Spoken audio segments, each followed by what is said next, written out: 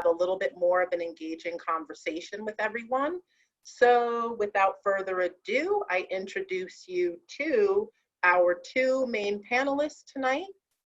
We have Amber Rivero, President of Student Council at John Jay, and DeCarlos Hines, otherwise known as Carlos, President of Black Student Union here at John Jay College.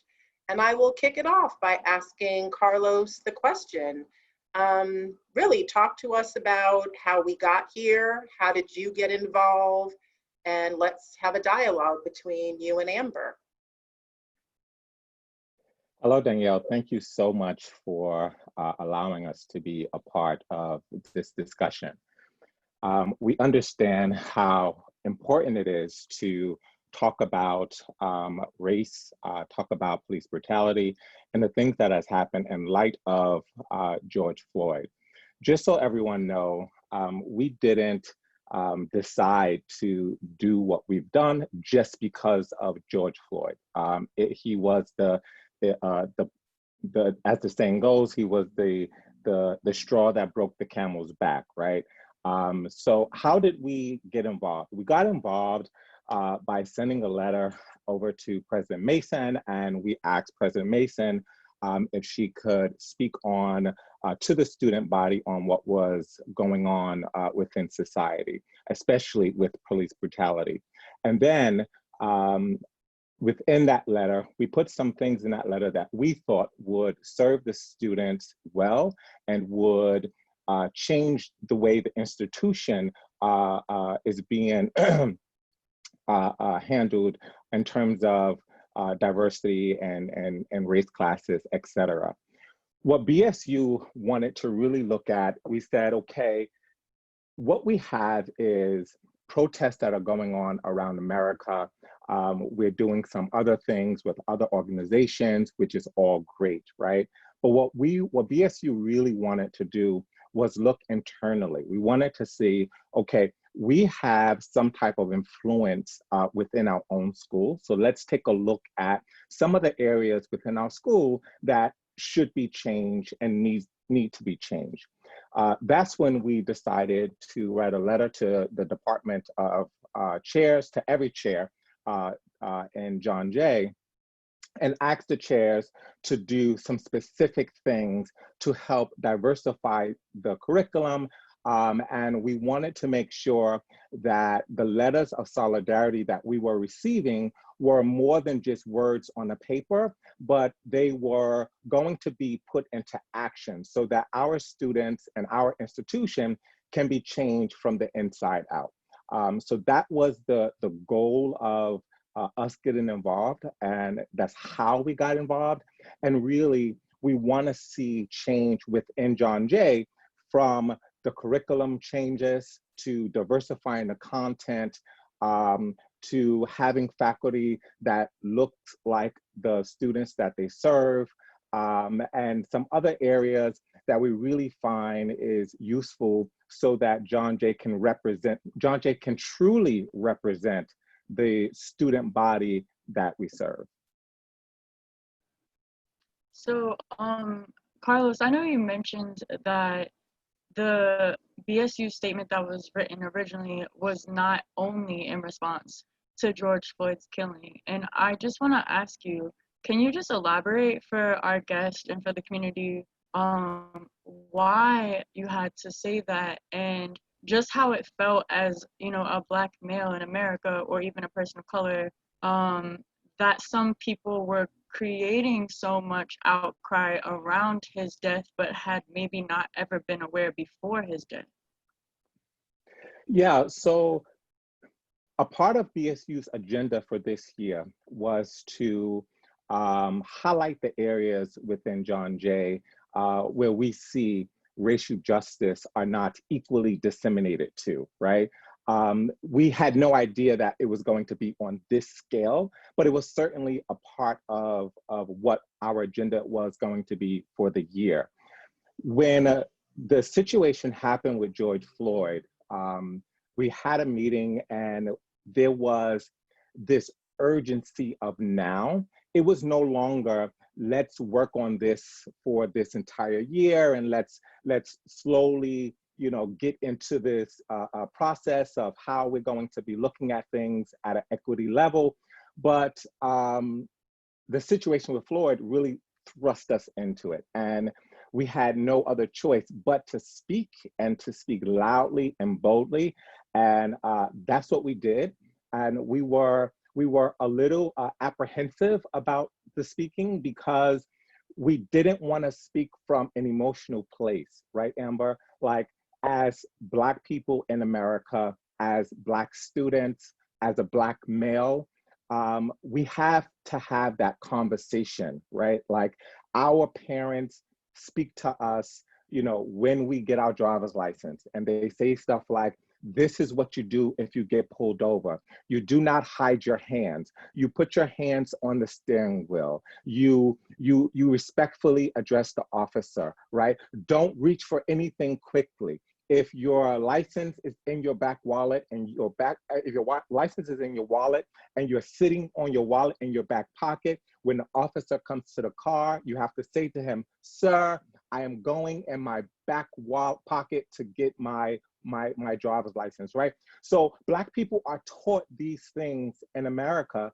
And so addressing the issue for us was an emotional thing. And what we had to realize is that as leaders of within John Jay in the Black Student Union, we had to kind of put our personal emotions to the side, and we had to say, okay, we have to speak for the students, and we have to speak up for the students, so that the students who don't necessarily have a voice, their voice can be heard in this moment and be heard powerfully.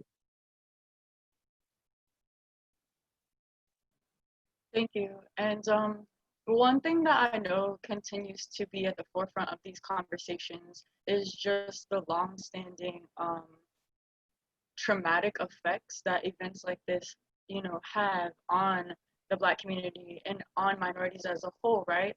But how do you advise, or how did you, manage advocating for your community while also trying to process the trauma that George Floyd's killing resurfaced for a lot of us, right? Yeah, I think a part of that, Amber, is the idea that we had to look at what was going on. And you ever felt that feeling of helplessness? Like, what can I do? There's nothing I can do, right? And the protest started, and the protest started in the middle of a pandemic. And it's like, some students are like, well, I want to go protest, but I can't because my parents won't let me out because we're in the middle of a pandemic. So it's that helplessness feeling. And so what we decided to do was take a look inward and say, okay, these are the things that are happening outside of John Jay.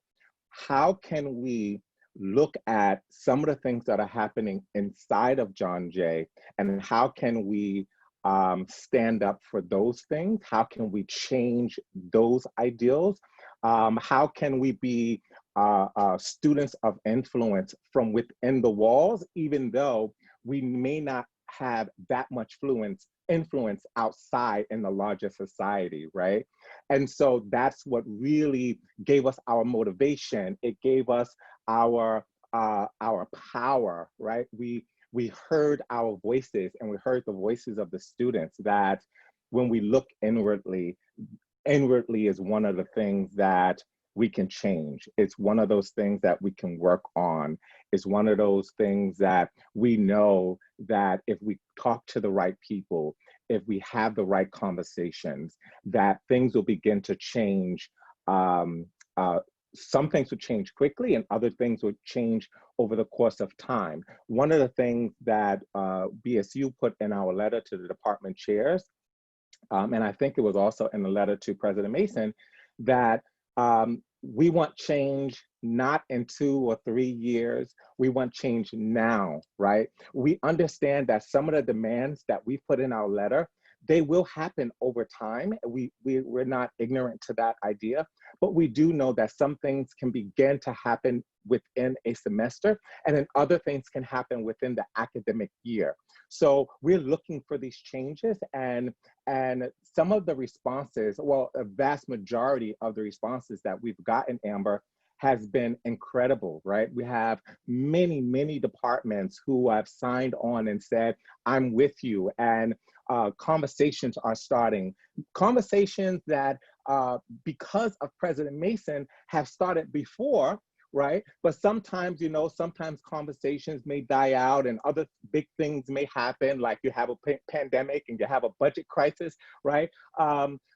But what we've done is we've brought the conversation back to the forefront, and we are pushing this change from the forefront, and we're extremely excited about that. And we're excited that not only the faculty and the staff is behind us, but we are also excited that the administration is behind us, and we're even more excited that we have President Mason's support in this matter. And I think it's important, Amber, for me to say that, as you know, we have lots of friends across CUNY, right, Amber? We have lots of people who go to different colleges across CUNY. And we also have a lot of BSUs, and we have a lot of student leaders across CUNY who reached out to their president, right? And they didn't receive a response. They was ignored. And so I think it is important to say, and I think we'll be remiss if we did not say, that our president heard us. She heard us loud and clear, and she made sure that we had a meeting to discuss how we felt, to discuss what our plans were, and she even also gave us some guidance in that matter as well. So we do have a great president, and we appreciate her leadership.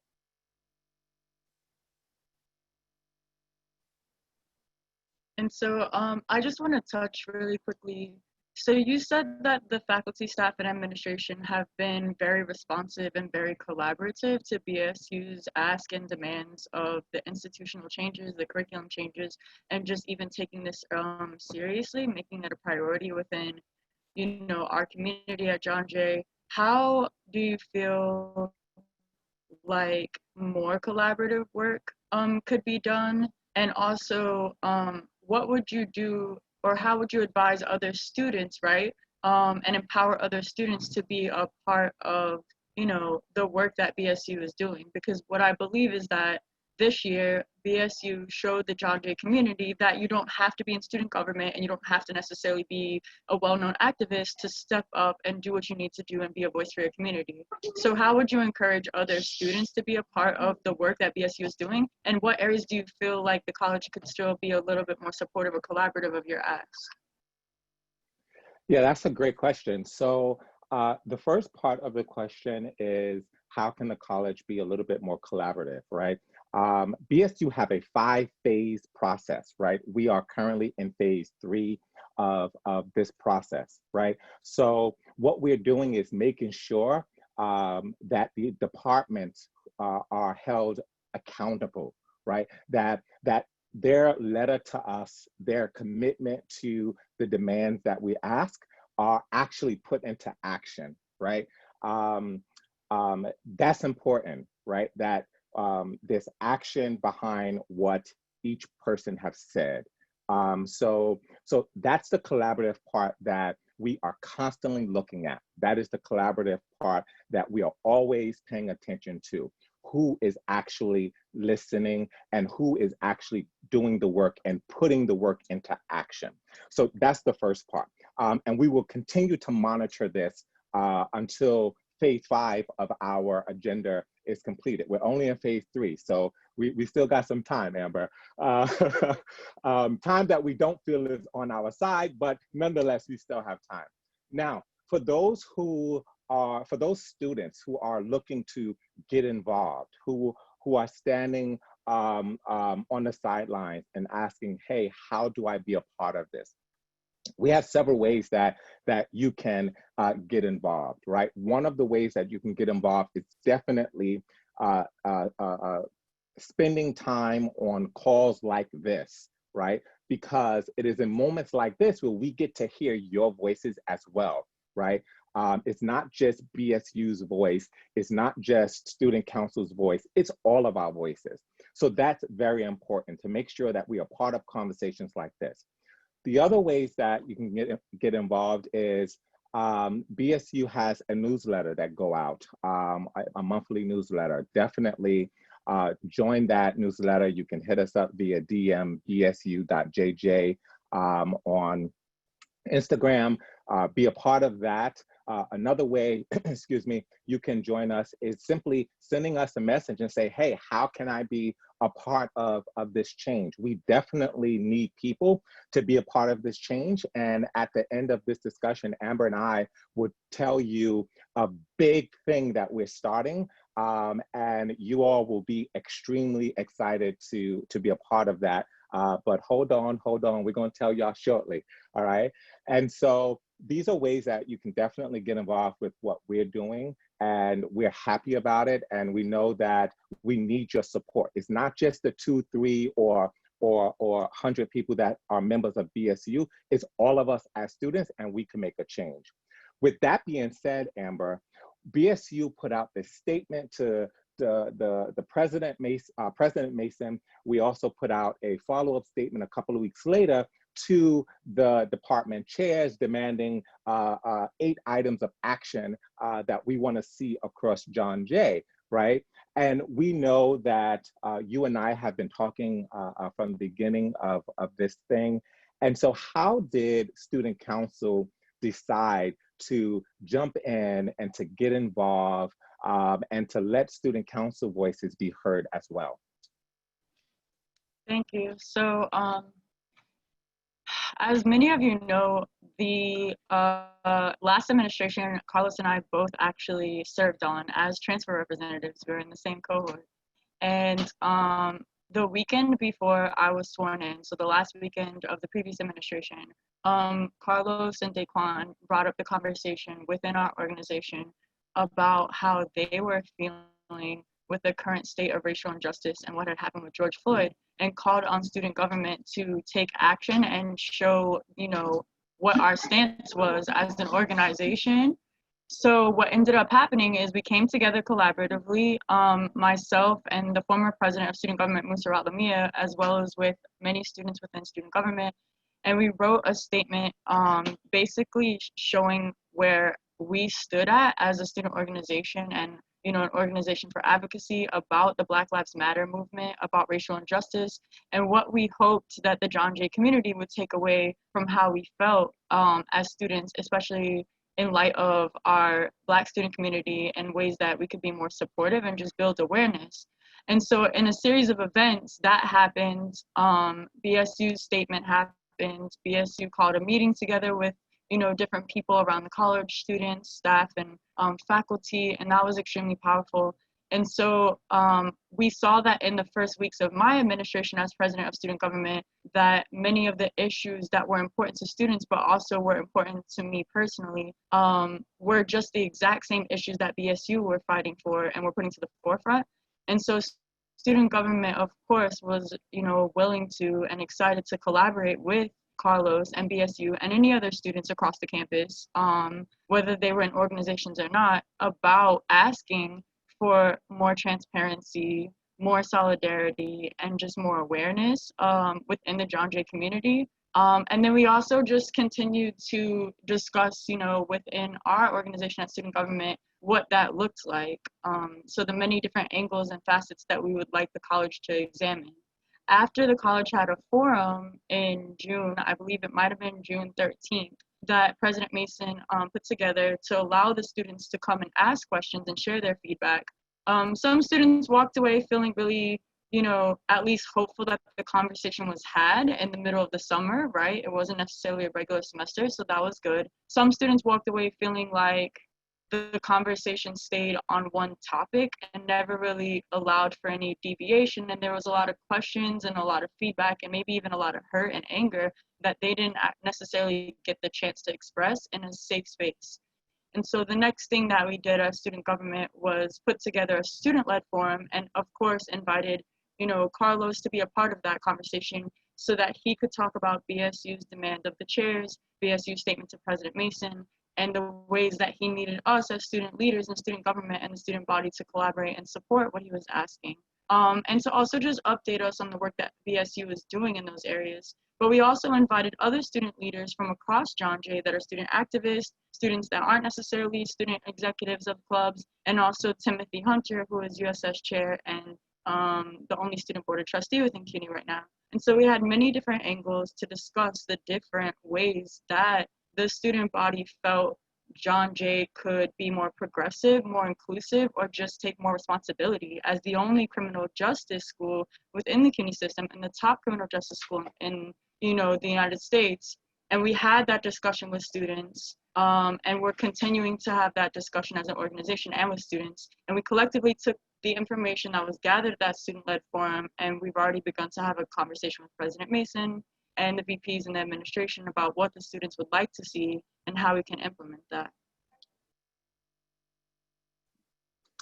And Amber, we know that Student Council is in solidarity with what BSU is doing and what we stand for. Can you talk a little bit about how Student Council supports the curriculum changes that BSU is demanding as well? Of course. So we know that BSU has had a more close and collaborative effort with Dean Byrne and the different stakeholders who have, the firsthand experience with the curriculum. But as a student government, we've continued to bring to the forefront when we do have conversations in college-wide meetings or even with administrators, how this change in the curriculum is a part of the progression, not only for the culture at John Jay, but for the future of, society as a whole. Because we're a law enforcement, centric college, because we have so many social justice and other different types of majors and fields of study, it is a very huge responsibility, in my opinion, for us to continue to hold the college responsible for making sure that these curriculum changes are implemented. At times, just being able to speak up when a faculty member, like at the forum that the college held, says, well, if I teach XYZ, mathematics, right? Why should I take a lens towards my course before studying it and see how racial justice or, anti-racism should be implemented in my course? And so one of the ways student government has supported what BSU is doing is by just actively being that voice and saying, well, if you get really deep into America's history in the 200-something years that it's existed, you'll see that almost every single thing that exists in the foundation of this country since it was founded has a lens of racism, colonization, or oppression. And so just constantly bringing that voice and saying, well, actually, there is a very good reason to take a look at what BSU is asking, and just also constantly meeting with BSU and making sure that the chairs are being transparent, that they're being responsive, and that they're going to actually take action behind what they're saying they'll do and not just offer words and statements of solidarity is one way that student government has been in support. It's good that everyone know and understand that, right? Because a lot of times the student body and even some faculty and staff see us as two entirely different entities doing two entirely different things. But in reality, Amber, you and I speak on a regular and consistent basis, and you know what I'm doing, I know what you're doing, and there is community in that because the important part of what we're doing is that we are fighting for change, and we are sticking to it, right? We're not going anywhere anytime soon. Amber, I think, is this your last year? This is your last year, and it's not my last year. So, but Amber, the next question that I have for you is sometimes serving on student council last year, I know that there's so many different things that are happening at the same time, right? And so what have you been hearing from students about the anti-Blackness within the school? What type of stories are you hearing? What type of comments and concerns are coming back to student council about this? Because as you know, BSU have a long list of concerns and experiences that our students, we're documenting all of this. It'll be released soon, no worries. But what are you hearing from your side of the building? Well, Well, I mean, we're both on the same side of the building. well, you're right. So as president of student government, I was elected to represent all 15,000 students at John Jay. And because we're such a diverse and unique body of students, there is a wide variety of, agenda items and initiatives that we're collectively working on as an organization. We've given priority to the issues that we're speaking about tonight because they are a priority and because this is what needs to be addressed right now before anyone mulls over it, skates over it, or it becomes some type of like fad that people show guilt or solidarity around in the moment when things are, heated. And so we're also trying to put that extra pressure now so that it doesn't get swept under the rug. But when it comes to the issues of anti-racism, a lack of racial equity and justice, and anti-Blackness within John Jay, we often hear about the experiences in different departments and programs. A reoccurring thing that we hear about is just the fact that, the Black student community doesn't necessarily feel as prioritized or supported as maybe the Hispanic students might be because we're at HSI and at MSI. We also hear that other minority students do feel similarly to that same exact sentiment when it comes to priority in certain programs and departments, or maybe just the events or the curriculum. We also hear again that there's a lack of representation, right? And just hiring, diverse hires is really not enough because you can hire a person of color that doesn't necessarily think like an ally or affiliate themselves with the struggle of, minorities, and that's not very helpful for us as well, right? And so I also hear students talk about quite often anti-Blackness within the John Jay's honors program, unfortunately. And unfortunately, that's a reoccurring theme across CUNY. I shared with you before that there's a student named Tiana from Baruch who's been collecting testimonies from all across CUNY about the Black student community and what their experience is within the CUNY system. And anti-Blackness is obviously a huge plague across the entire CUNY system, right? And we know when we dig deep down into the history of CUNY that CUNY was never really created to, be a school for Black and brown students. Let's just be honest. And so rooted in that history, there is still some remnants of that at every single college in the CUNY system. And we see it with the testimonies from John Jay students. We see it with the testimonies that come forth from the students across the CUNY system. And again, a reoccurring thing you will see across the CUNY system is that the Macaulay and the honors program also have a lot of Black students feeling like they're being tolerated and not included and not celebrated. We have students here at John Jay that are actively working, with Africana studies to see if that can be changed at John Jay.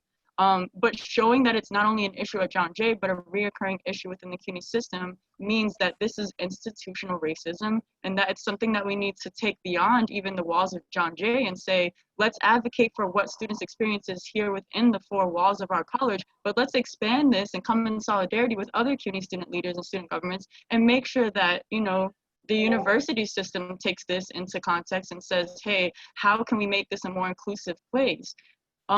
CUNY as a whole, not just John Jay, love to advertise, diversity and how much diversity exists within the CUNY system, especially the senior colleges, but most of them are not necessarily reflecting in the culture and in the classroom experiences, especially a place where minorities really do feel celebrated. Most often, in most spaces, we just feel tolerated and we're the consumer, we're paying tuition just like anyone else, and that needs to change. And I think that because it's a reoccurring theme within John Jay, that we start here first, and then I think we expand it within the CUNY system and make sure that racial equity is something that's upheld across the CUNY system. Thank you, Amber. I want to mention one thing, and then I'm gonna let you talk about the big announcement that we have. All right. So first, I want everyone to know, there's some talk about why it's only, the Black students being focused on, or only Black issues are being focused on in the moment. And Amber gets that a lot. I get that a lot as well. And I just want to offer a brief lesson in history, right? Any time in history of the United States where Black people has fought for whatever it is that they fought for, everyone has benefited from it, right? So just because we're not talking about this issue or that issue right now, it does not mean that it's less important. It just means that right now, this is the issue that we are discussing. And when we talk about stuff like diversifying the curriculum, what we're talking about is diversifying the curriculum across the spectrum, meaning we want to see scholars of color, right? Not just Black, but scholars of color. We want to see scholars who are part of the LGBT community, right? We want to see more female scholars. So when we talk about diversification, and when as BSU is a part of the leader in what's going on, please understand that the change that are happening is a change that's happening for all of us, and not just one segment of the school or one community of the school. Everyone will benefit. When we look at the Civil Rights Act, when we look at the Women's Voting Act, even when we look at Stonewall, which was started by a Black woman, everyone has benefited for those rights. So it is definitely all inclusive, and everyone will be a part of the change and see the change equally as important. Now, I promised all of you when I was speaking earlier that we would have a huge announcement. And so I am going to let Amber make that announcement. And following Amber's announcement, we are going to go into our rooms? Yes, okay. So after Amber make her announcement, we are going to have 5-minute discussions and our breakout sessions. And then once we're done in our breakout sessions, we're going to come back. Now listen, I want everybody to stay on with us. Do not disconnect, because when we come back, we're gonna open it up so that everyone can ask questions to us and further this conversation on where do we go from here. But the first part of where do we go from here is the announcement that Amber is about to make. Thank you, Carlos, for that grand introduction to this announcement. So, in light of everything that, was just discussed right now between the two of us and everything that we've been working on individually and collaboratively, and that other faculty and staff and administrators have, been so gracious to be a part of creating this change and listening to the things that need to be changed. A solution that we wanted to come up with to make sure that this happens and that it happens in a way that takes a lens at every angle of the college, we created a racial equity task force. And it's like a working group within the college. So it's not like an official committee of student government or any other governance structure within the college. But the racial equity task force is just a working group with an intentional purpose on taking a lens at every angle of the John Jay, institution and community, and just coming together to see how we can make sure that there is racial equity before this year ends, and how we can just support each other in that work, and ways that we can continue to bring these conversations up in college-wide meetings with administration or wherever else it's necessary. And so it's going to be co-led by myself and Carlos Hines. We also have reached out to a very special faculty mentor that we both like, to see if they would like to co-lead it with us as well. But this racial equity task force is not just for students. It's open to any faculty, admin, and staff that would like to be a part of the conversation. And we welcome your input, because we literally are doing this all together as a community, and we really want everyone to be involved.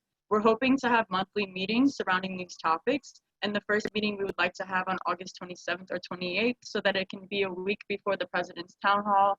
That's going to be the first for the fall semester. And we can post up an email or more information in the chat after the breakout rooms. But we welcome anybody from the John Jay community to be a part of the Racial Equity Task Force. We are extremely excited about this opportunity, because it is open to all students. So for those who have been wondering, what can I do? What can I do? What can I do? Now you can be a part of this task force with us. And as Amber said, we are co-leaders of this task force, Amber and myself. And we decided to do this because a lot of students are saying, what about me? What can I do? And we need to hear your voices. What I'm going to do right now is I'm going to put the email in the group chat, and you can email us if you want to be a part of the task force, and we would definitely send you more information.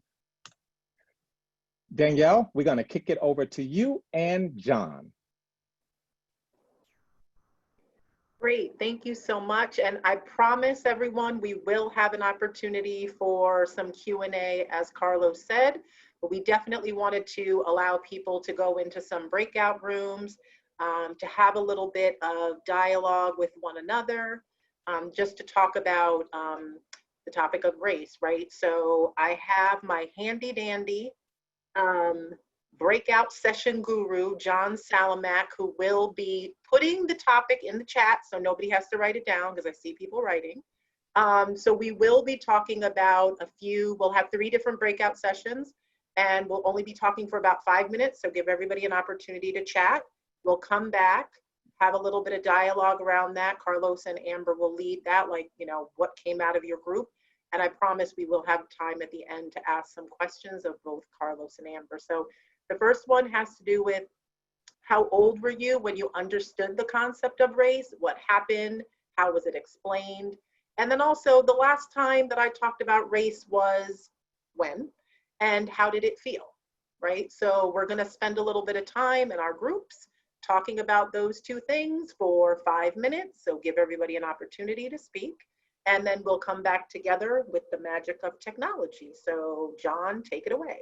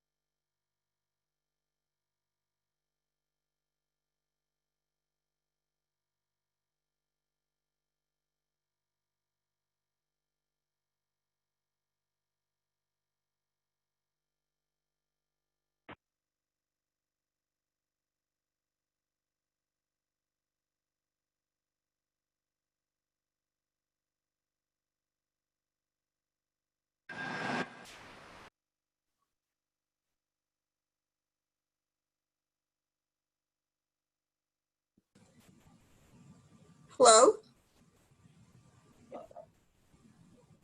We can hear you, Karen. Are we in a Private room anymore. No, we're all back. Sorry, got cut off. It was To the mothership. Now, it's never enough time and it's always hard to be in breakout rooms, but this was meant to start a dialogue and we don't want it to end. But I'm going to turn it back over to Carlos, who will now call on some volunteers who may have wanted to share. And then we'll go back into another breakout room to give people the opportunity. But we definitely want to leave some Q&A at the end. So Carlos, take it away. Thank you, Danielle. So who wants to talk about briefly what happened in your group in terms of when did you understand the concept of race? How old were you?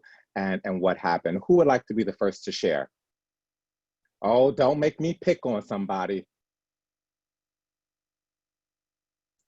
Go ahead and play teacher and call on people. President Mason.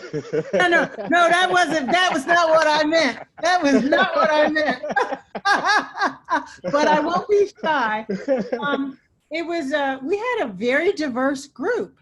We had, I think we had Black, white, Asian, and international, Black, Hispanic, international. And I will say that it ran the spectrum for when people realized race issues. I will say for myself, I can't remember a time where it wasn't something we talked about because I was raised by parents who grew up in the segregated South, and I grew up in New York on Long Island, and they wanted us to understand that the upbringing I had here was not what they experienced. But we had an international student say that she didn't really understand the construct of race, which we know is an artificial construct, until she took a class at John Jay. And then we had a young Hispanic woman who said that because she grew up in a supported environment until she got to high school, that was when she was first confronted with the notions of race. And then one other person who two of us said it, always knew it. And then one other person said it was when a Haitian student was verbally attacked when they were growing up, and that was when they first became aware of the construct of race. Wow. Thank you, President Mason.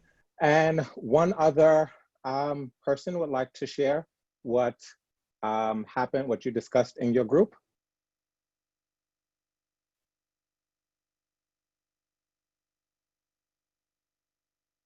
No? Anyone? Let's go to, I'm sorry, I'm looking for someone to pick on. Let's go to Tyler. Tyler, can you tell us what happened in your group? So at first when I was young, like when you're little kids, you kind of point out the obvious, you're in that observation stage. So when my friends would be like, oh, like you're darker than me. So that's when I started, that was like a subtle understanding of race. But then I really started to understand it in the educational field where, for example, my white counterparts and I would kind of have the same context, and like a writing assignment, I would get marked lower and then they would get marked higher. So it was, I used to think that it was my writing skills, but then every time I would get help or tutoring with it, get the same context or better, I would still get marked lower. So in that sense, I understood how society and what other education, entertainment expects Black people to in turn be this most extravagant person, go above and beyond, break our backs to be amazing. But then our white counterparts could do like the bare minimum, mediocrity essentially, and then they get the same recognition. So that's when I started seeing race in a like critical lens. Okay, thank you very much. Danielle, are we going to go into another breakout session, or are we going to do Q&A now? But before we do that, I do want to make sure that everyone understands that that race is a construct, right? And we're all from the human race. And if you would like to get a better understanding of of what I'm saying, there is a really, really great book, and Jane Elliott also endorsed this book. If you know Jane Elliott, she is a phenomenal teacher and educator on race. And so the name of the book is called The Myth of Race. It's by Robert Sussman. The Myth of Race. It is one of the truest books that break down what race really is and why, especially the United States, use race to separate people. Danielle? Yeah, so given the time that we have, we definitely want to open it up for some Q&A. And if we have time, we will go back into another breakout session to have a little bit of a chat. So we open it up to Q&A. If you have a question, please just use in the little participants. If you go down there, you will see at the bottom next to your name, there's a little raised hand feature, and I can definitely either unmute you, or other people have put a thumbs up, or other people have done clapping hands. So if there is a question that you would like to ask of Amber and Carlos based on some of what they shared earlier, we would love to hear from you.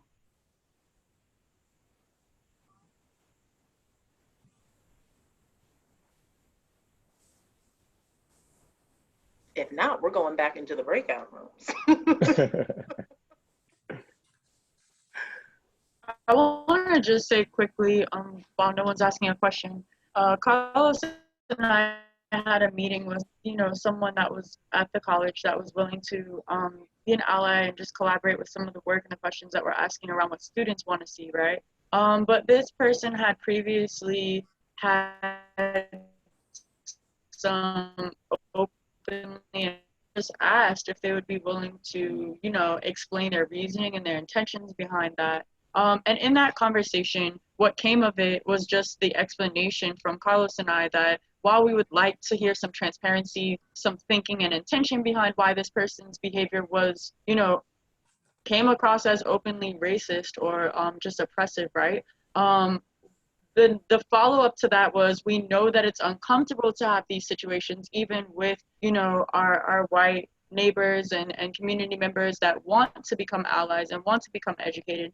And we do realize that no matter how much you try to become educated and you try to be an ally, that there will always be a barrier to understanding what it feels like to live life from the lens of a person of color, because you'll never wake up and have our skin, right? And our ethnicity and our heritage and our culture when you wake up. And so no matter how hard, you try, we do realize that there will always be that barrier. And the conversation that we had was basically, we want to hold people accountable so that a educatable, change can happen, a conversation can come that leads towards progression, but we're also not actively out here trying to vilify everyone, as long as there is, some course of action and some type of understanding afterwards, right? So can I just, so that's, I'm glad you said that, because one of the things that, No, you're good, Carol, you're good. Okay. One of the things that when we first started trying to do some diversity training in the President's Leadership Council, one of the core principles for this group was that we had to give people room to make mistakes and to get it wrong as they grow. And so I think that's an important conversation for us to think about, is how do we give people space to grow? Right. Any other questions from students? If you have a question, you can raise your hand, or there's a question in the chat for you, Carlos. I'm sorry, I don't It Let's says, start. Well, there's one from Javon first, so let's start there. And the question was, how has everyone been mentally and emotionally been doing during this time? For me, I guess that's a question for you and I, Amber, maybe. But for me,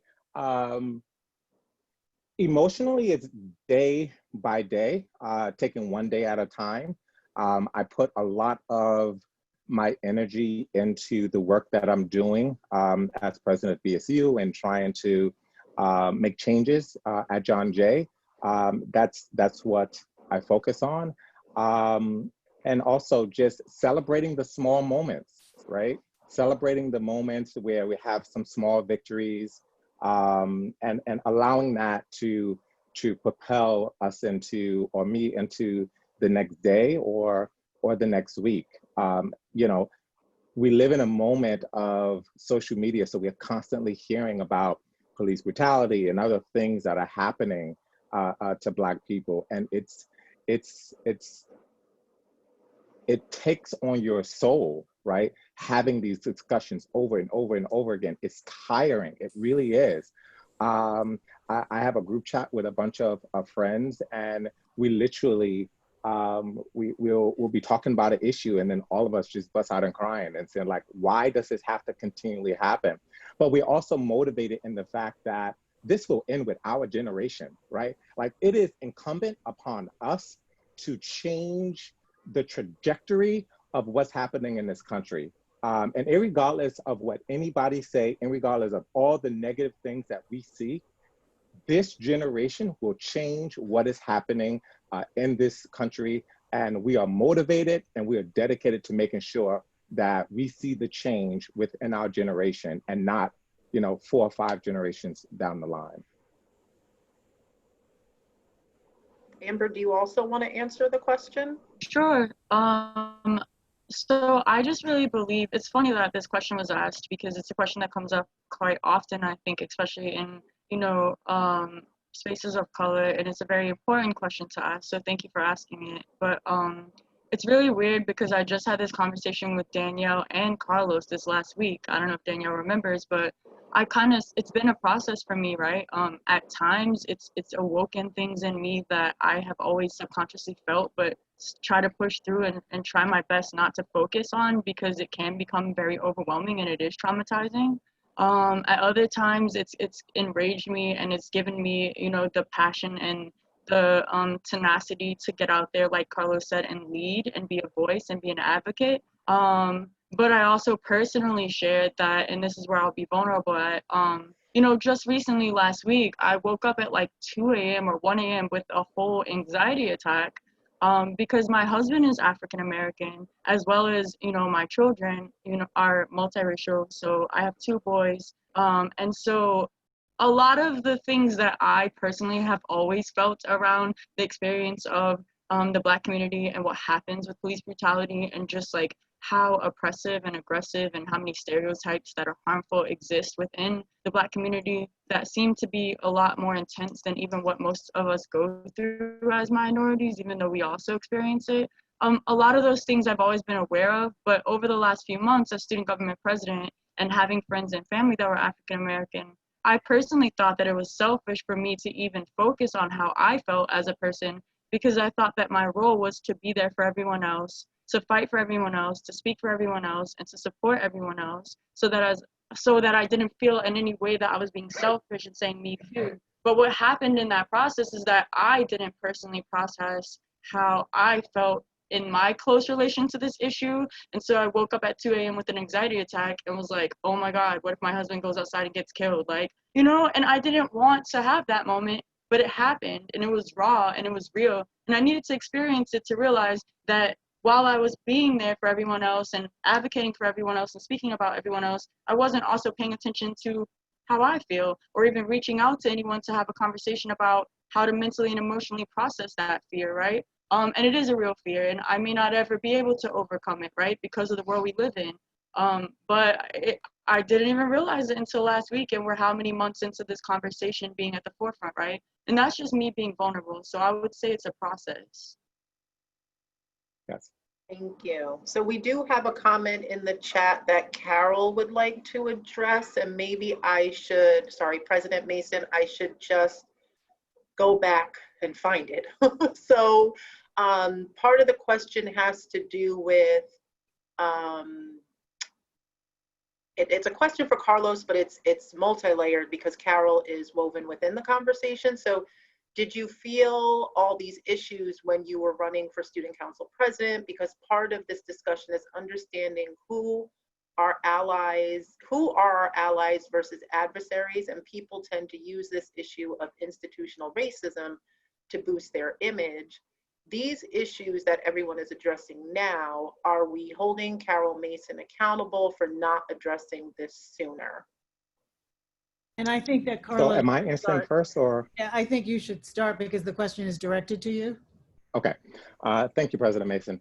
So did I feel these issues when I was running for student council president? So of course, right?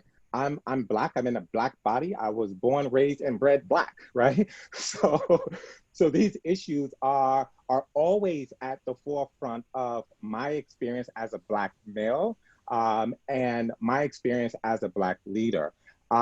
It's important that we understand that, you know, these issues for Black people doesn't pop up once in a blue moon. We see it every day. We live it every day. We learn to deal with it, and we learn how to deal with it. And consequently, we have trauma from it. So yes, these issues were at the forefront when I was running for student council president, and they're even more at the forefront now. Now, let me be very honest, clear, and transparent, okay? Things happen for a reason, right? And I feel, and Amber and I have had this discussion as well, it was not meant for me to be student council president. It was meant for me to be BSU president right now, right? And I don't think that I will be able to be doing the things that I'm doing as aggressively as I'm doing them as a leader of BSU if I was the student council president. So we believe that things work out for the way they work out for a purpose, and I am where I am supposed to be at the time I'm supposed to be here. So that's my response. Now, President Mason, you know, your response is, I think it's a little harder for you to respond. I thought You went back on mute. You went back on mute, President Mason. she also asked how you're holding me accountable. So how am I holding President Mason accountable? So President Mason and I speak often. Maybe I shouldn't have said that, right, President Mason? But we speak often. We email back and forth very often to you know, I may have a question for her. She may want to discuss something with me. And the way we're holding President Mason is accountable by first making sure that what we ask for in our demand letter, we know that there's certain things in our letter that we ask for that the faculty, they need administrative support on, right? So like hiring faculty that look like us and resources, right? They need the administration for those areas. So our demands is multi-layered. You have to go back to the faculty. I'm sorry, you have to go back to the administration so that the faculty can do certain things that we are requesting. Excuse me, I can't speak. So the way we're holding President Mason and the leadership accountable is by making sure that we have discussions and commitments that they will give the faculty the resources that they need so that they can adhere to what we are doing. That's the most important part. The second layer is how we holding President Mason accountable is making sure that her commitment doesn't die out, right? That she is committed to the process, and she is, because we constantly talk and have conversations around that area. And so again, President Mason, I did it earlier, but I really have to say it again publicly so everyone can really understand that, at least for BSU, you've been extremely supportive in this endeavor. You've given us guidance, and we really appreciate that. So thank you for your guidance and your leadership. So thank you. So Dora, thank you for the series of comments and questions in the box. But so what I first want to say is what I know I have not done well is to communicate to the community what I have been doing and what has always been a priority. So I don't know that you and I have had a chance to meet yet, but I want to say that the reason why I am at John Jay, I didn't want to be a college president. I wanted to be the president of John Jay because of who our students are and because of the social justice agenda here at John Jay. I grew up on Long Island in Amityville, and so I've known about CUNY. My family members have gone to CUNY. And what attracted me to John Jay in particular is because our student body is majority minority. Our students are Black and brown. I was attracted to coming to John Jay because of who our students are and the potential and possibilities. When I got to John Jay, and let me say this, I will say that I will put our John Jay students up against anybody, any college, any day, anytime, and you all will win. You all are phenomenal students, and I've said that from the beginning. The fact that we are a college of primarily Black and brown students means that everything I do every day is about your success. And one of the things that happened for me when I first got here and I saw our graduation rates, when I got here, our four-year graduation rates were less than 25%. To me, if I didn't improve that, then I failed. And as the first Black woman president of John Jay, I was not going to fail you all. Because if you're not graduating, it doesn't matter what the student body looks like. It's what am I doing to equip you all to get that degree and be successful with that degree. So I have been focused on your success these last few years, and I'm happy to say that as of this year, our graduation rate is 37.7%. Now that is not because of me, that is because of this community embracing your success. I have said to the faculty repeatedly, and I see Karen Kaplowitz is on this call, and just, excuse me, I've got to call you all by your last names. And Professor Gordon Nemhart is on this call as well. And they will tell you that when we talk about diversifying the faculty, again, I've said to the chairs, I will have considered myself to have failed if we do not diversify the faculty. I don't hire the faculty. I don't get to hire the faculty. I can plead and beg and help them find other people to hire, but that's a decision of the faculty chairs, who to hire. And so one of the things that I have said repeatedly to DeCarlos and Amber, that I am grateful for this moment, because I need you all to demand what you're demanding so that as a community, we sign on to do the things that you're saying you're going to do, that you're asking us to do. So one of the things that a couple of weeks ago, a month ago, in an intergenerational conversation with President Obama and Congressman John Lewis, what they said was that the young folks at this time period can learn from the wisdom of the elders, and the elders can learn from the impatience of the youth. And so that is why I am so excited about what's happening. That's why as soon as I found out about these conversations, and this isn't my first one I've sat in, you know, if I know about it, I show up, and I show up to learn and take notes, because this is about our collective growth and our collective work to change this community here at John Jay. So I'm sorry for those of you who think that I'm just coming to this issue today or because of what's happened post George Floyd, but this has been important to me and the work of my life. I grew up with parents who grew up in the segregated South. My mother had 2 master's degrees when they first moved to New York, but she worked as a domestic for 2 years while the NAACP sued for her to be able to teach. So when I answered the question about when did I understand race, from birth. And I have devoted my life, because that's the way I was raised, to making sure that I'm doing my part to make this a better place. Unfortunately, we are back at a time period now where things were when I was younger than you are now. And it is heartbreaking to see history repeating itself. But in the answer to the second question in our breakout rooms about having the last time you had a conversation about race, I said every day. It says, how do you feel? I feel hopeful because of you guys. I feel hopeful because you all are impatient, and you all, as President Obama said in that intergenerational conversation, you all believe the things we're teaching you. You believe what we teach you about the Constitution. You believe that we all are entitled to equal access and equal opportunity. And so I applaud you for demanding that from us and requiring us to do and to live up to the ideals and to stop saying we're going to wait anymore. So thank you. And I hope that you will continue to keep my feet to the fire. And I can assure you that as long as I'm in this job, I am fighting for your success. So thank you. Thank you, President Mason.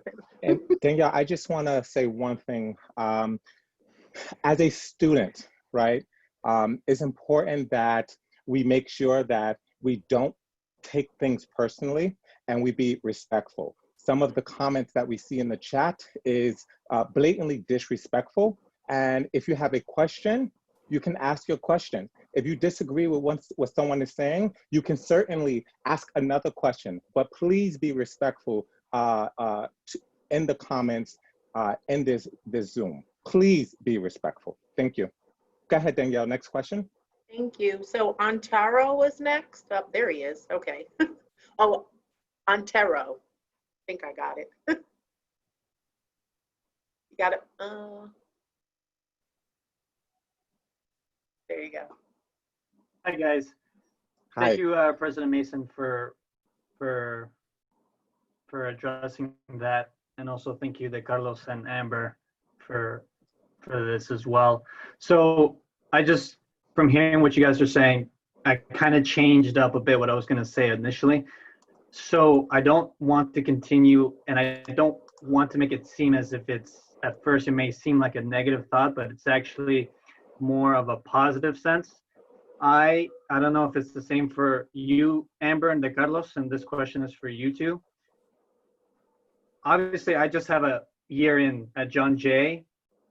There was a point when all of this happened in terms of police brutality that I had a bit of a kind of like a identity crisis in terms of whether or not I wanted to stay in John Jay due to its foundational history, right?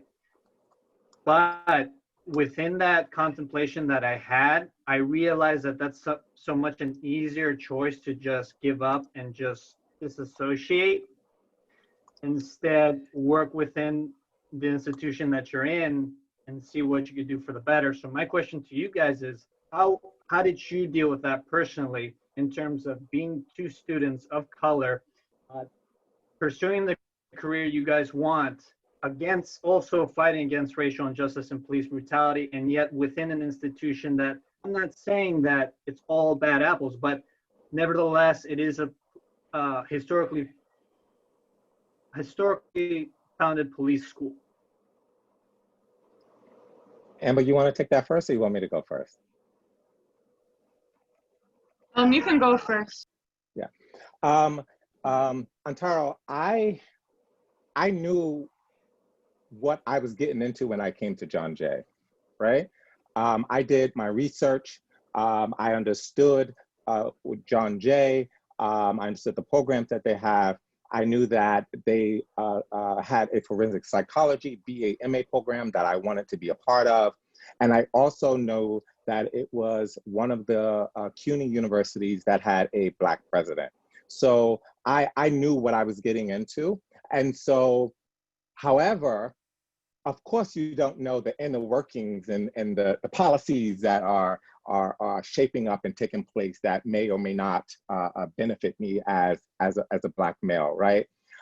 So what I've done is a part of being a part of student council last year, it gave me an open window into seeing all of these different areas of John Jay and the areas that need improvement, right? Hint, hint, that's a sign for y'all to join student council, right? Because it's an opportunity to see how the school works, right? And so, Antaro, I learned that on student council, and while learning that, I began to shape in my mind things that I wanted to do, how I wanted to change certain things. Now, I thought that I can do that as running for student council president, but that didn't happen, right? And so now I'm making these changes or a part of these changes as the president of BSU, right? So Antaro, what I'm saying to you is you don't have to be in a high position of leadership to affect change, right? That you can see that this little piece over here ain't right. right? And you can start to change it. You can start to work towards better opportunities. For example, if there's a scholarship that you see that a particular population on campus have a need for, and we don't have that scholarship, you can start talking to the student council president. You can start talking to financial aid and some other departments to see if we can get a scholarship started for that population of students, right? So what I'm saying in essence is, you don't have to be in leadership to affect change. You can affect change right where you are, right? You just have to have the desire to do it and make the proper connections so that you can move forward in your plans. Amber? And I hope that answered your question, Antario. Good, good. so I really like your question because I've shared this, I think, with President Mason before. But I transferred to John Jay from another four-year college that I loved because of the student community, but hated it because of the administration. It's no secret. And so before I left the college that I was at, which was a predominantly Black institution, a lot of my mentors told me, John Jay has great opportunities and resources, but you're going to deal with unspoken biases and you're going to feel the difference in support within your classroom when you ask for a recommendation letter and just overall. I would like to say that it's been half and half, right? I can't say that, you know, what my mentors at my last college advised me of has been completely a lie or been wrong, but I can say that I have built a lot of community within John Jay, but I definitely do see what they mean about the unspoken bias or just like maybe a lack of like affirmation sometimes in the classroom spaces, or even sometimes just lacking that connection even when you try to build it, sometimes with even in your department or with different programs. And I think that if I had not have been in student council last year, I probably would not have had a great experience, right? Because I would have struggled even more as a student who had no connection to voice my concerns and what my experience had been. Do I love John Jay? 100%. But like I mentioned earlier when I said that the history of CUNY reflects that it was never really inclusive or created for Black and Brown students, at the Graduate Center, I can share a link with you later on or in the chat. There's a link that professors put together about the history of CUNY. You can read it for yourself. And so to say that the remnants of that doesn't still exist at John Jay and every other senior college and CUNY college across the system would be a lie. It still exists, and you know, I definitely feel it at times. I definitely felt it when I was a CUNY BA student and I was attending, you know, events at the Graduate Center. That was a whole culture shock in itself because it is a part of the CUNY system, but it definitely isn't John Jay either, right? And so I think that navigating those experiences can be a little shocking and a little bit discouraging at times, to be honest. But being able to come to these type of forums, these events, connect to student government, go to town hall and tell President Mason or anyone else willing to listen what your experience has been is a powerful way to voice what your experience has been, right? Because no one's gonna know what our experiences is until we speak up and say, hey, maybe I like this, but I had a really negative experience here, or maybe this was really positive, but here I didn't really feel included, right? And it's not that you're complaining, it's just that you're sharing, you know, feedback about what your experience has been as a student here. And it's a way for the college to just say, like, how can we take the students' feedback, right? And create, you know, change in this area. How can we progress? Like, what areas need improvement? What areas are okay, right? What areas need more support? What areas need more of a microscopic lens on them? I didn't come to John Jay knowing what to expect, but I was quote unquote warned, right, of some of those implicit biases or just a lack of support. And again, at times I felt it, but at times I didn't. But I can say that if I had not been in student government, I might have felt it more.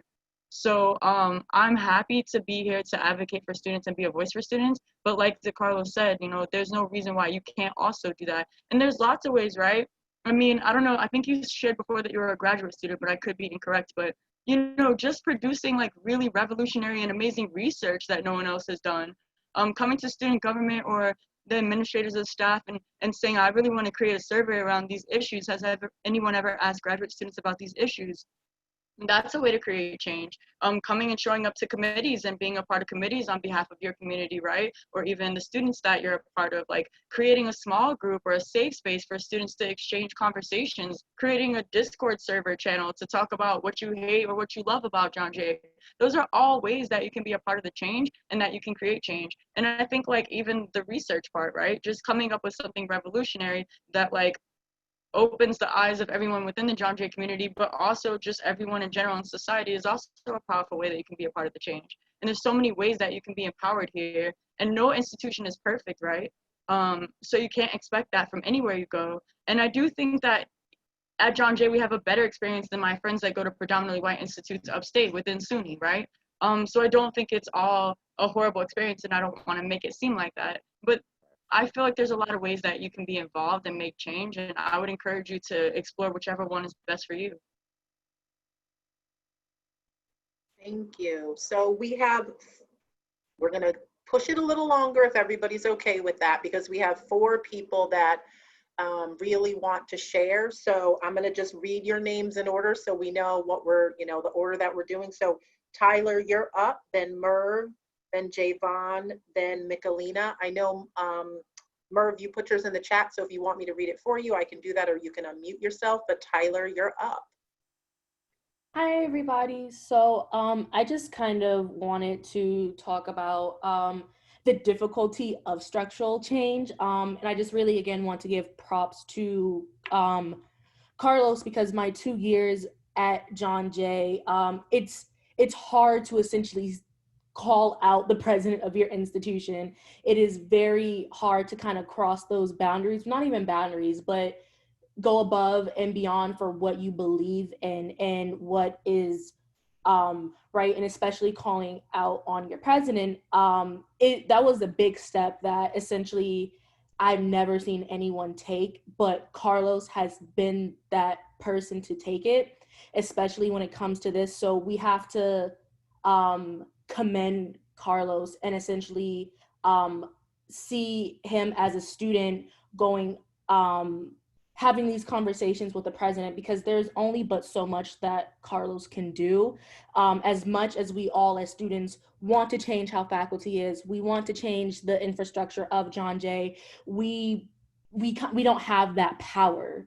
But what we do as students, we can do is bring it to our attention how hard Carlos has fought, making these action plans, having these town hall meetings that just don't end up in the dust, but at the end of the day, they have strict plans, strict curriculum guides on how John Jay as a whole could better address their anti-Blackness or better address race relations, is essentially what Carlos has done for a student, not only just a student, but a transfer student as well, going through multiple things, honor students. So we have to really commend Carlos and BSU for their strategies and their structures at these changes. And it takes a while. It takes a while of drafting, because I'm in the process of doing it with one of my honors programs. So it takes drafting, it takes meetings, it takes phone calls. It takes a lot. So although we all say why wasn't this happening in the first place at the beginning, it really does take that one person or that one group in a school or in an institution to spark it up, and then essentially have the other groups in solidarity and support. So time is essentially money. And what Carlos did was he saw the opportunity, he hit it on the nail, and these changes are coming, especially at a time that's needed. So I just wanted to clear the air on how time really does play, and again, give props to BSU as a whole for living up to their protocol in their call to action. Thank you, Tyler. Thank you, Tyler. I appreciate that. So I'm going to read Merv's question because at the moment they're not able to. So any advice on dealing with becoming desensitized to these ongoing issues of racism and injustice? I get stressed and angry every time tragedies like what happened to George Floyd happen, but also to everyday incidents like being followed in a store or catching nasty looks from certain people in public, but I feel I am becoming too used to it. Yeah, Merv, that's the Black experience, right? It's so pervasive in our everyday walk that unfortunately we become desensitized to it and we become used to it, right? The way I decided that I was not going to be desensitized to the foolishness anymore was by standing up and fighting. Pick a cause, pick a mission, and strive for that. So if your mission is to defund the police, if your mission is to change the curriculum at John Jay, if your mission is to, go to each police officer you see on the street and kind of asking them, hey, why does this happen? And have a frank conversation with them, right? As a person, right? Being respectful, of course. Find something that you can work towards. That's what I've done, right? And it helps for me not to become desensitized, right? The other thing also, I don't watch the videos over and over and over again, right? It hurts my heart to watch the video, right? That could be my dad, that could be my brother, that could be my cousin, my uncle, my aunt, my nephew, right? My sister. So I don't watch the videos over and over again. So consequently, it's always in our mind. And I think what we have to do is stop being on social media so much, because that is a huge part of becoming desensitized, because you're just seeing it over and over and over and over again every day. Think about how many hours you hold your phone in your hand. Think about how many of those hours you're actually on social media. And that helps desensitize you. So back off social media a little bit. I mean, still follow BSU page and John Jay's page and student council's page, but kind of back off a little bit. Amber?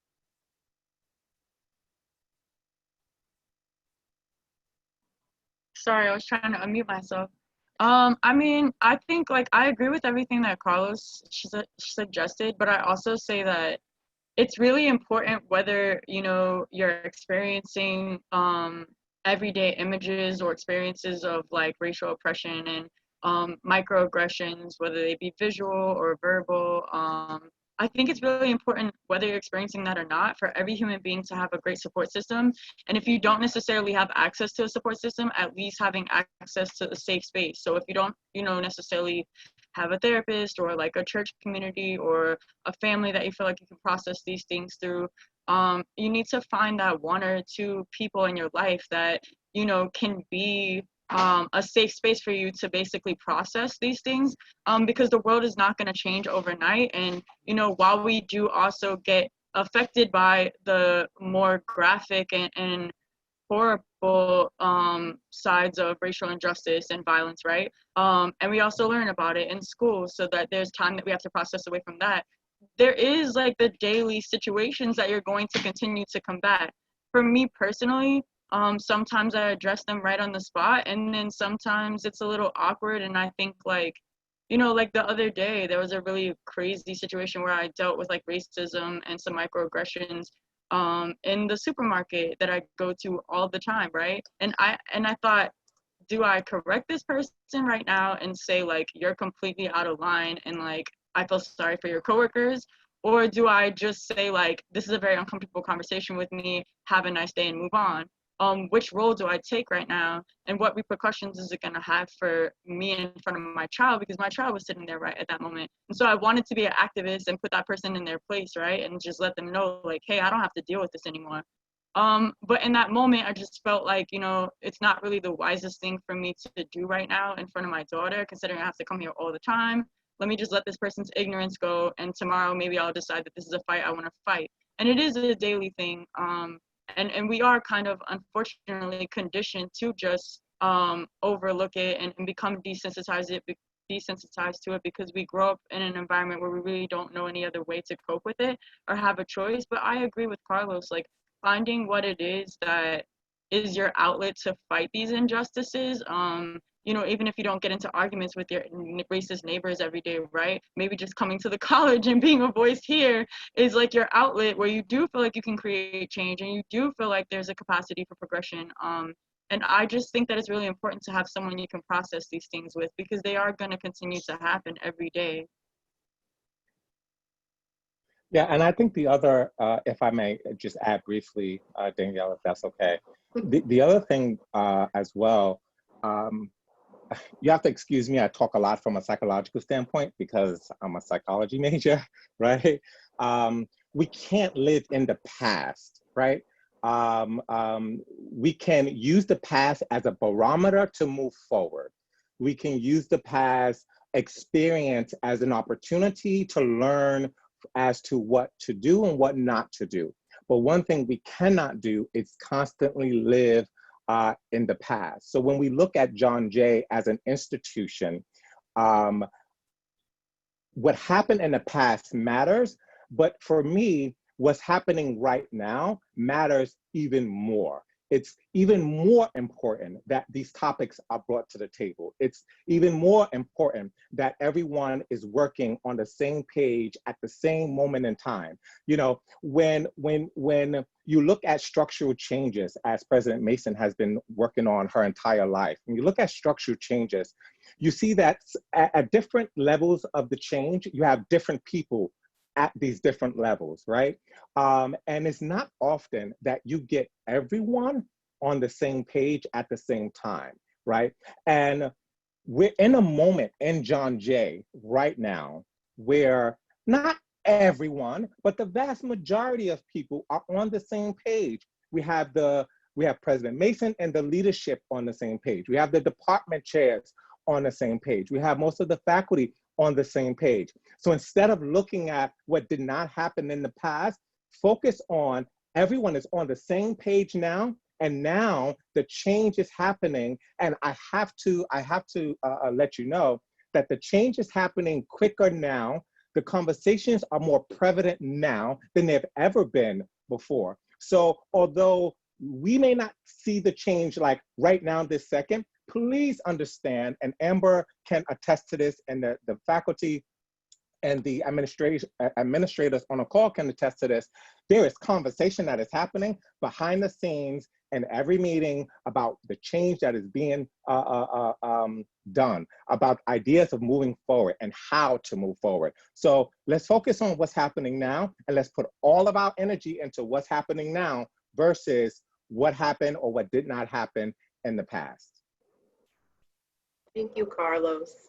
So we have Javon up next. Okay, thank you. So I have been going to John Jay now for 2 semesters. The fall semester will be my 3rd, and then next year I graduate. So as a student on campus and watching how each day goes by, I always noticed why there weren't more spaces for our Black and Brown students, because we have the Black Student Union, and then we also have the Urban Initiative Program, for which I am a part of as a mentee. So I want to first commend Student Council President Rivero and Carlos, who is also president of Black Student Union, for doing this, because as a Black and Hispanic male, I never felt comfortable enough to advocate this to the higher ups, because I felt as a Black student, they wouldn't hear me, or they would ignore me in my request, because I've made this argument before. I made this argument to my former institution where I went to Barnes Community College, where we needed more spaces for our Black and Brown students. We need more students of color that needs to have their voices heard. And I've also, I've dealt with that all the time, my entire life. I've been followed in the store before. I've had people look at me funny. I used to work actually at McDonald's in front of Rockefeller Center, and I had someone come into the restaurant a white lady who worked across the street, and she looked at me and thought I didn't work there. So being patronized and being ostracized a lot of times as a Black student, it never made me feel comfortable to talk to the higher ups. So I always used to advocate just by myself sometimes, because I felt as a student, I pay my tuition. I come here every single day. I do all the work that is expected of me to complete. And also, I also work on campus for the admissions office as a college assistant. So I do a lot of these different things on campus, but at the same time, I also want a lot of our students that are not heard to have a voice. And I'm so happy to see that this is changing and we're getting more spaces and more involvement in this. So yeah, thank you so much for this. I love to participate in this. Javon, are you a part of student council? So I ran, and I will be sworn in soon as one of the senior representatives for student council. All right. Now, I just got to make sure, because a part of that is to make sure that your voice is heard, and student council is an excellent place for your voice to be heard. Everyone knows that I was a part of student council last year, and you bring your ideas to the table, and you'll see those ideas come to fruition. So congrats, Javon, on being a part of student council. Thank you. Now make sure you're a part of BSU. Thank you all so much. So our last and final question that we have for the evening is from Michelina, and she asked me to read it. So it's how to address the issue of race with your immigrant family and friends. Please keep in mind that they are uneducated about this topic. Thank you. Yeah, so Michelina, everyone knows that I'm part Dominican and I'm part Black, right? And there's certain members of my family on the Dominican side who just don't quite get it, right? And so what I don't do is waste my time and argue with people, because my parents have always taught me, you don't cast your pearls before swine, right? And what that means is you don't sit and argue with people who's never going to understand you and who's never willing to understand you, right? But what you can do is offer them a movie to watch, or offer them a YouTube video to watch, or buy them a book and send it to them, right? And so we can't change how people feel. We can't change how people see us. But what we can do is educate people on what's right. And when that doesn't quite work, the best thing that I've learned to do was just not deal with them on that level. Amber? Yeah, I think it's especially difficult. When President Mason came back from the breakout room, she shared how the international student in her breakout room had not heard about the concept of race until coming here and taking a class at John Jay. You find that quite often that, if you're dealing with people who didn't necessarily, so the concept of neoliberalism, oppression, and colonization, right, exploitation, is not unfamiliar to the rest of the world. But the racial constructs and the institutional and systemic racism that America is plagued with and was founded on is very new to a lot of people, even Canadians, even our friends that come in from Mexico. It is very, confusing, and there's such a deep and dark and intricate history that a lot of Americans aren't even fully aware of.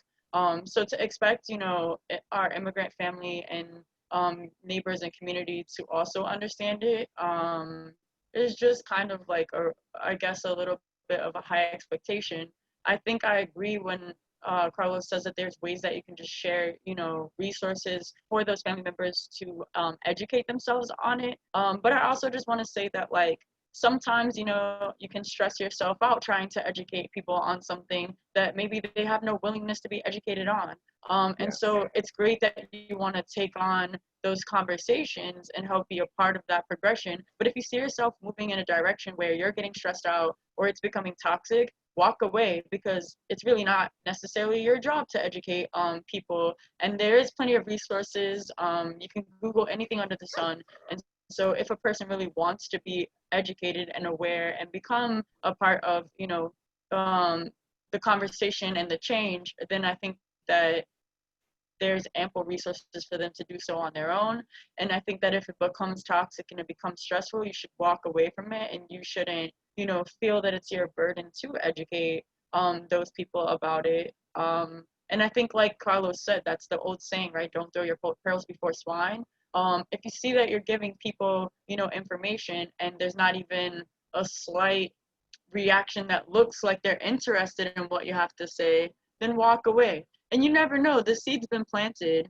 Somebody else after you might come along and water it, and one day they might look back and be like, oh wow, this person tried to teach me this, but I just wasn't ready to hear it, right? Race is a very complex, emotional, and confusing topic sometimes to navigate. And so I think, like, certain people will react in a negative or put a wall up type of way at first, but may be open to the conversation later on. And I just think, like, have the conversation and then move on. Don't make it your duty to educate them. Whew. That was a lot, right?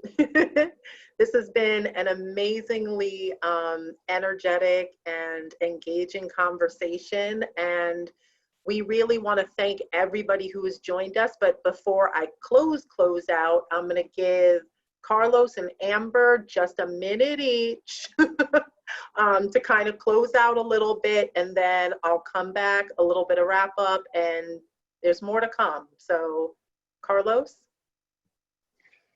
Thank you, Danielle, and thank you everyone for attending and staying on, right? It's discussions like this that, one, make us better leaders, and two, hold the administration accountable for the change that we are seeking. So you being here, your mere presence here today means that this topic is important to you. So where do we go from here, right? I've discussed with you where BSU is taking this and what the next level is. I want to make sure that I highlight the task force on racial equity that Amber and I are co-leaders on. For you to be a part of that, that's important. That is the next step in this process, right? Because the task force is tasked with a particular assignment. And that particular assignment is to weed out injustice in every area of John Jay. And Amber and I cannot do that alone, right? We need students who are in classrooms to hear what professors are saying. We need faculty who are in departments to hear and see the inequity that's going on. That will all come back to the table and say, this is happening in this classroom, in this department, and so on and so forth, so that we can begin to shape change on a well-rounded level, right? And that is extremely important. So keep that in mind. Also, you'll see in the chat, the email address, jjracialequitytaskforce@gmail.com. Please, please, please email us. You are definitely welcome to be a part of it. This task force is open to faculty, staff, and most of all, students to be a part of the conversation so that we can weed out inequity across our institution. That's the next step. Amber? Yeah, again, just Did I steal the words out of your mouth, Amber? No, I just thank you guys for allowing us to come together, you know, and just have this conversation and be at the end of this series of sessions that the college put on. I'm really honored to have been here and to be invited to talk about this.